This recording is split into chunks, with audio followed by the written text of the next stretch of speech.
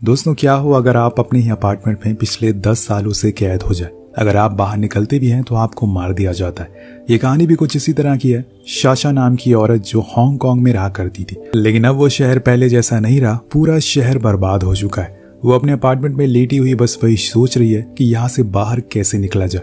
तभी उसे ख्याल आता है कि उसने छत पर कुछ पानी स्टोर करने के लिए रखा हुआ है। इसलिए वो फौरन ऊपर जाती है और ग्रिलिंग के आसपास लगी जितनी भी ओस की बूंदें होती है उन्हें इकट्ठा करना शुरू कर देती है। अब आप सोच रहे होंगे कि ऐसा क्यों कर रही है। ये थोड़ी देर में आपको पता लग जाएगा। अब ये सब करने के बाद जब वो बाहर देखती है तो पूरा हांगकांग शहर काले बादल की तरह दिखाई दे रहा था। हर तरफ बस तबाही थी, ना कोई इंसान ना कोई जानवर। और ऐसा इसलिए हुआ था क्योंकि साल 2013 में एक तेज तूफान आया था जो अपने साथ कई गैलन पानी लेकर आया और पूरा शहर को डुबा कर चला गया। लेकिन यह सब यहाँ नहीं रुकता। जो भी लोग बचे थे वो कुछ दिनों बाद मारे जाते हैं, क्योंकि उसी समय एक 8.2 का भूकंप आता है जिसमें लाखों लोगों ने अपनी जान गंवा दी और कई तो आज तक मिले भी नहीं। उन्हीं में से एक शाशा भी है जो बची रह गई और तब से लेकर आज तक वो अपने इस अपार्टमेंट में गुजारा कर रही है। उसके पास जो कुछ भी खाने पीने का सामान है वो उसे खाती है और अगर खत्म हो जाता है तो ढूंढती है। उसने कई सालों से किसी इंसान को नहीं देखा। यहाँ हम देखते हैं कि उसके पास एक रेडियो भी है जिसकी बैटरी वो सोलर से चार्ज करती है। जिसके बाद वो उस रेडियो में एक फ्रिक्वेंसी सेट कर देती है और हम उस रेडियो पे सुन पाते हैं कि एक आदमी कह रहा था कि अभी भी बचने की उम्मीद है। हमारे पास खाना, शेल्टर और सारी जरूरतों का सामान है। अगर आप जिंदा हैं तो हमारे बताए हुए लोकेशन पर आ जाइए। लेकिन जो लोकेशन वो बता रहा था वो जाना संभव नहीं है क्योंकि शाशा के पास कोई भी बोट नहीं है। अगर वो स्विम करके गई तो रास्ते में ही मारी जाएगी। तभी उसे दूर कुछ आवाजें सुनाई देती है और जब वो अपनी दूरबीन से देखती है तो उसे पता चलता है कि कुछ दूरी पर गिने चुने सर्वाइवर रह रहे हैं। लेकिन वो उनकी मदद नहीं कर सकती क्योंकि उसके पास तो खुद खाने का सामान नहीं है और इसीलिए वो चुपचाप बैठ जाती है और अपने स्टोर करे हुए पानी को पीने लगती है। कुछ इस तरह से वो अपना गुजारा किया करती है इतने सालों में। लेकिन उसे इस बात का अंदाजा नहीं है कि आने वाले दिनों में उसके लिए मुश्किलें और बढ़ने वाली है, क्योंकि अभी भी लोगों का कहना है कि तूफान अपनी पीक पर आना बाकी है और इस बार वो बचे हुए लोगों को भी अपने साथ ले जाएगा। और इसीलिए शाशा और सतर्क हो जाती है और चीज़ों को कम इस्तेमाल करना शुरू कर देती है। अब एक दिन वो देखती है कि पानी में एक बॉक्स तैरता हुआ आ रहा है। शायद वो किसी तरह का सप्लाई हो सकता है। इसलिए वो फौरन ग्राउंड फ्लोर पर जाती है जहां हम साफ साफ देख सकते हैं कि चारों ओर बस पानी भरा हुआ है। वो टॉप फ्लोर पर रहती है और इसीलिए वहां अभी तक उस तक पानी पहुंच नहीं पाया। अब वो खुद की बनाई हुई एरो से उस बॉक्स को खींच लेती है, पर जब उसे खोलती है तो उसे उसमें एक वाइन की बोतल के अलावा कुछ नहीं मिलता। उसे उम्मीद थी कि शायद कुछ खाने का सामान मिल सके। खैर कोई बात नहीं, कुछ तो मिला उसे। शाशा ऊपर आने लगती है लेकिन वो 3rd फ्लोर पर रुककर एक रूम की तरफ देखने लगती है। शायद उस रूम से उसका कोई अतीत जुड़ा हुआ है, इसलिए वो बहुत ही भावुक मन से उसे देख रही थी। ऊपर आने पर हम उसके रूम को देखते हैं जहां पर सारा सामान बिखरा पड़ा हुआ है। बहुत सी चीजें सड़ चुकी है, चारों ओर बस गंदगी थी। तभी वो देखती है कि उसके हाथ में चोट लग गई है उस एरो के चलाने से। इसलिए वो छत पर जाकर उसे मरहम पट्टी लगाती है। लेकिन यहाँ ये हालत देखकर उसकी आंखों में आंसू आ जाते हैं। वो तंग आ गई थी ऐसे अकेले की जिंदगी जीकर। तभी वो ऊपर वाले को थैंक यू भी कहती है कि कम से कम वो आज जिंदा तो है। और इसी के बाद वो नीचे सोने चली जाती है और कुछ इस तरह से उसका रूटीन चलता है। सुबह उठ के पानी को स्टोर करना, फिर पूरे दिन बस इसी उम्मीद में रहना है कि शायद कुछ बहकर उसके पास आ जाए जिसे वो अपनी ओर खींच ले। लेकिन कई ऐसे दिन भी होते हैं जब वो भूखे पेट सोती है। हम देखते हैं कि नेक्स्ट मॉर्निंग जब वो पानी स्टोर कर रही होती है तभी उसे दूर एक बोट दिखाई देती है जिसमें कुछ लुटेरे उसकी तरफ आ रहे थे और उनके पास हथियार भी थे। उन्हें देखकर वो छुप जाती है और वो लुटेरे सामने वाली बिल्डिंग में रह रहे सर्वाइवर को मार देते हैं और उनके सारे सप्लाईज को, सामानों को अपने पास रख लेते हैं। फिर वो किसी दूसरे सर्वाइवर की तलाश में लग जाते हैं। यही उनका पेशा बन गया है। लेकिन यहाँ अचानक से उन्हीं में से एक आदमी की नज़र शाशा पे पड़ जाती है। वो भी उसे देख लेती है, इसलिए शाशा फौरन दीवार के पीछे छुप जाती है। कुछ समय के बाद वो दोबारा से देखती है तो वो लोग उसके ही अपार्टमेंट की तरफ बढ़ रहे थे। इसलिए वो तेजी में नीचे जाती है और जितना भी सामान था उन्हें और ज्यादा बिखेर देती है। जो कुछ खाने पीने की चीजें थी उन्हें छुपा देती है और खुद जाकर एक बंकर जैसे रूम में छुप जाती है जो कि उसने ही ऐसी सिचुएशन के लिए बनाया था। और कुछ देर बाद घर में 4 लोग घुसते हैं जो बहुत ही बेदर्दी से उसके सारे सामानों को फेंकना शुरू कर देते हैं। उनके साथ एक 15 साल का लड़का भी होता है जिसे देखकर उसे अपनी बहन की याद आ जाती है जो इस तूफान में मारी गई। लेकिन कैसे ये आपको कुछ ही देर में पता चलेगा। अब ग्रुप में से एक आदमी को पूरा यकीन था कि उसने इस घर में किसी को देखा है, लेकिन और लोगों को यहाँ घर में कोई दिखाई नहीं देता। इसलिए वो उन पर बहुत चिल्लाता है और कहता है कि तुमने हमारा टाइम खराब कर दिया।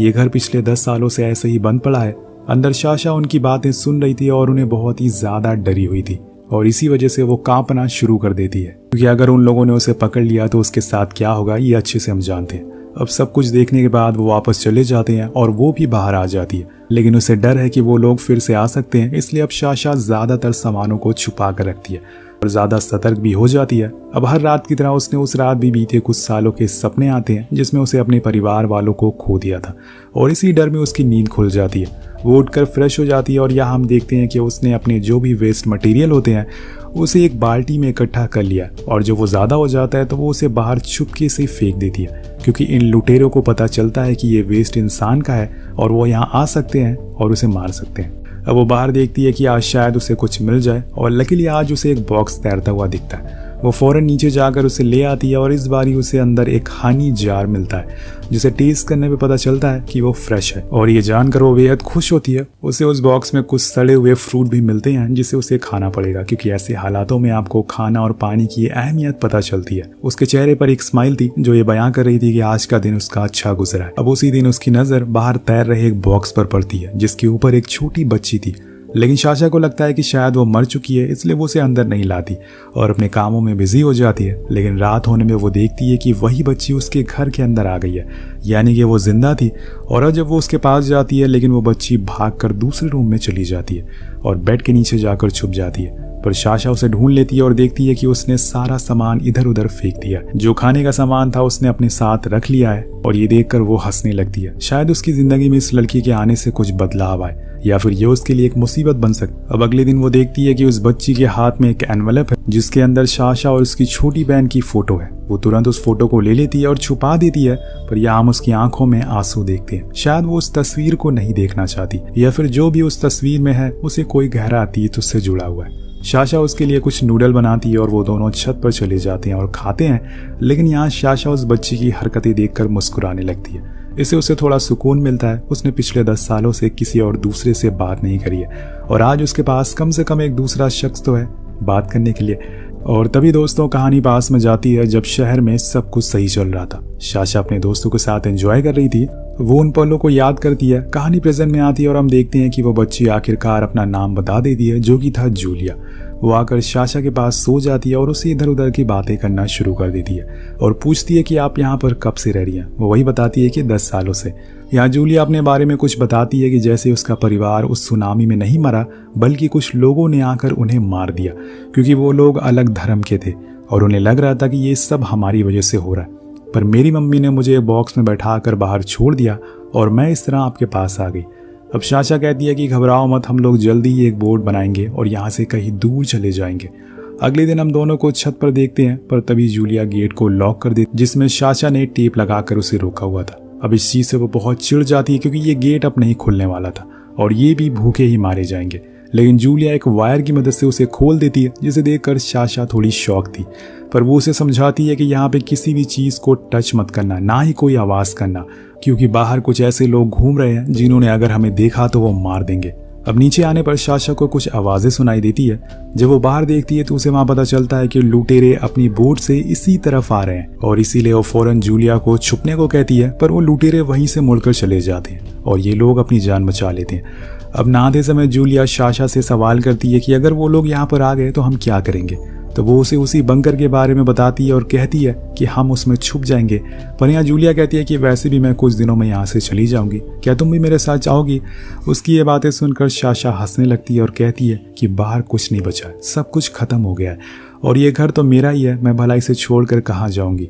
अब उसी रात वो नोटिस करती है कि उसके गले में एक नेकलेस नहीं है जो कि उसने जूलिया को देखने के लिए दिया था, लेकिन जब वो उसे मांगने जाती है तो वो उल्टा गुस्सा हो जाती है और अपना सारा सामान लेकर दूसरे रूम में शिफ्ट हो जाती है। लेकिन यहाँ जिन सामानों को लेकर वो गई थी वो असल में साशा ने उसे दिया था, लेकिन ये उसका बचपन ही है जो ये सब उसे करवा रहा है। यहाँ उस नेकलेस के बारे में पता चलता है कि असल में वो उसकी छोटी बहन का था जिसे वो पिछले 10 सालों से पहन रही थी। अगली सुबह जब वो छत पर पानी लेने के लिए जाती है तो देखती है कि वहां पर सारा पानी खाली हुआ है। ये देखकर वो डर जाती है और फौरन नीचे आती है तो देखती है कि वहां उसे पीने वाले पानी से जूलिया कपड़े धो रही है और ये देखकर उसे बहुत गुस्सा आता है, लेकिन तभी उसे कुछ पास्ट की बातें याद आने लगती है। हमें उसकी छोटी बहन को देखते हैं जो उसकी स्टेप सिस्टर थी और सारे लोग घर में उसे ही ज़्यादा प्यार करते थे।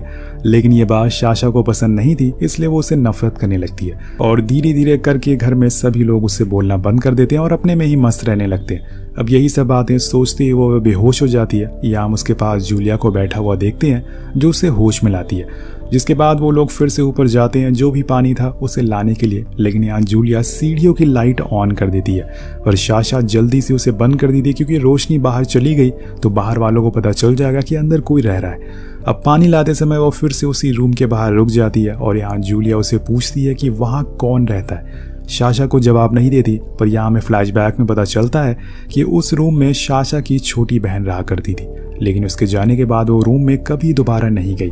और अब एक दिन जूलिया रेडियो लेकर वही ब्रॉडकास्ट सुनना शुरू कर देती है जो कहानी की शुरुआत में साशा ने सुना था, जिसके बाद वो जाकर इस बारे में उसको बताती है और कहती है कि हमें एक बोट बनानी चाहिए जिसकी मदद से हम यहाँ से निकल सके। लेकिन साशा मना कर देती है और कहती है कि ये इतना आसान नहीं है, मुझे नहीं पता कि वो जगह कहाँ पर है। जूलिया को लगता है कि वो यहाँ से निकलना ही नहीं चाहती, इसलिए वो उसे कायर कह देती है क्योंकि वो तो कोशिश भी नहीं कर रही है। उसके जाने के बाद साशा को बहुत बुरा लगता है, पर वो छोटी बच्ची को आखिर कह भी क्या सकती है। कुछ समय के बाद वो देखती है कि वो दूसरे रूम में बॉटल से एक राफ्ट बना रही है, तो साशा जाकर उसे समझाती है कि जितना ये चीज़ देखने में आसान है सच्चाई में उतना ही मुश्किल है। हम इस राफ्ट से निकल नहीं सकते क्योंकि पानी में शार्क घूम रही है जो कई दिनों से भूखी है और वहाँ उतरते ही वो हमें खा जाएगी। ऊपर से मौसम भी खराब है, अगर कहीं बीच में हमें वो लोग मिल गए तो वो हमें मार डालेंगे। तो जूलिया उसे फ्लेयर दिखाते हुए कहती है कि ये है मेरे पास, ये हमारी हिफाजत करेगा। यहाँ साशा वो फौरन फ्लेयर उससे ले लेती है और खूब डांटती है कि अगर ये गलती से भी चल गई तो हम दोनों को जिंदा ही पानी में फेंक दिया जाएगा। उसने आज पहली बार उसे इतना डांटा था, पर कुछ देर बाद वो जाकर उससे माफ़ी मांग लेती है। अब यहाँ दोस्तों हम फ्लैशबैक में देखते हैं कि साशा अब अपना घर छोड़कर जा रही है, लेकिन उसकी छोटी बहन उसे रोकती है और कहती है कि मत जाओ। पर साशा को अपने दोस्तों के साथ रहना पसंद था, ना कि अपने परिवार के साथ, और आज ही उसने इस बात का पछतावा हो रहा है कि वो क्यों उन्हें छोड़कर चली गई।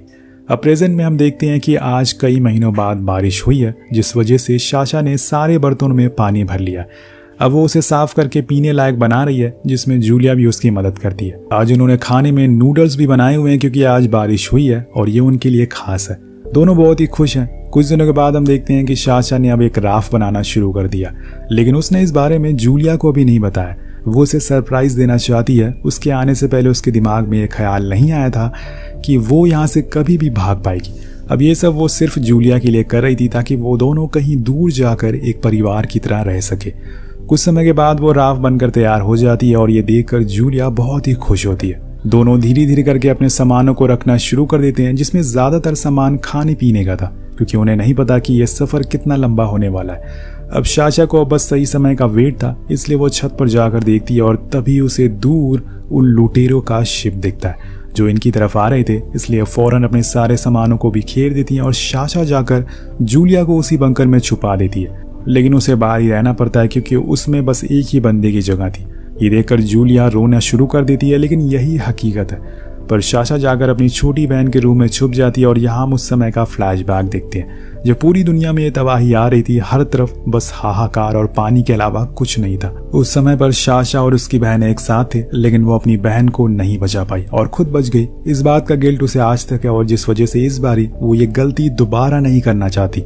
अब सभी लुटेरे घर में घुस जाते हैं और सारे सामानों को तोड़ फोड़ करना शुरू कर देते हैं। उन्हें पता चल चुका था कि जरूर यहाँ पे कोई रह रहा है, वो राफ्ट को देखकर, और एक लुटेरा उसी जगह पहुंच जाता है जहां पर साशा छुपी हुई थी। जब वो चादर को हटाता है तो वो उसके नीचे 2 इंसानों की लाश देखता है जो कि कंकाल बन चुकी थी, और इसी चीज से डरकर जूलिया आवाज कर देती है, जिस वजह से वो लोग उसे ढूंढ लेते और मजबूरन यहाँ पर साशा को भी बाहर आना पड़ता है।